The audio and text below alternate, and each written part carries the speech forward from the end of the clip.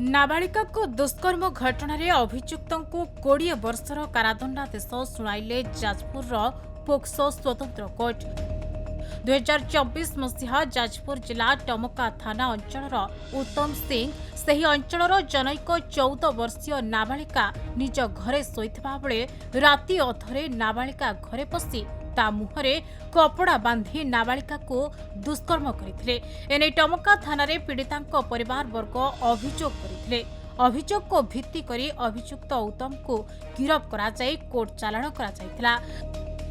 सोमवार ही मामलार शुणाणी करिसेंते जाजपुर अतिरिक्त जिला जज तथा स्वतंत्र पोक्सो अदालत।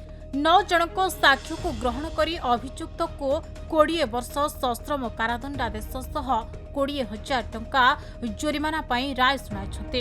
एथिसहित अनादय 24 मास अधिक कारादंडादेश सह पीड़िता को 7 लाख टंकार क्षतिपूरण प्रदान करने आईन सेवा प्राधिकरण को मध्य निर्देश देइछन्ते मान्यवर पोक्सो विचारपति शरद कुमार देहुरी। घटना 19/24 मसीहार घटना दिन राति प्राय 2टा समय हम जो पीड़िता जी नाबालिका पीड़िता जी जार बयस हो 13 वर्ष से घरे शोता समय ये जी आसामी सी जो अर्धनिर्मित कांथ घर कांथ को भांगी भितर पशि सी झीटी सिले कम सारी शोता से पड़ता एक फितार मुह को बांधी सहित जबरदस्ती दुष्कर्म करथिला।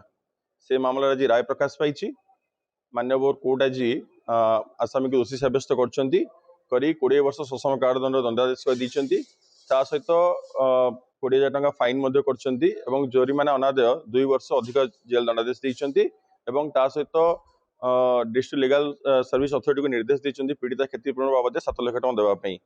यह मामलें 9 जन साक्ष्य प्रमाण को आधार कर मानव कोर्ट आज ये राय प्रकाश कर जो घर अर्धनिर्मित घर था तार जो साइड घरे टे दूर से माँ भौणी सेपटे शोते जितेबाला मुहर ये बांधी देती कपड़ाटी से झीटी कौन शब्द करें पाटिक चित्कार करें आसामी ये कम कर समय से पाटिक चित्कार कर माँ और बड़ भौणी आसी दौड़ी आसी देखला बेलू से आसामी दौड़ी पलैला माँ एतला आधार में टमका थाना केस रजिस्ट्रेशन है आसामी को गिरफ्त कर कोर्ट चालान करथिले एवं विचार प्रक्रिया शेष होगा पर्यंत आसामी जेल अच्छी ए पर्यंत। जाजपुर कृष्णचंद्र नायक रिपोर्ट खबर ओडिशा।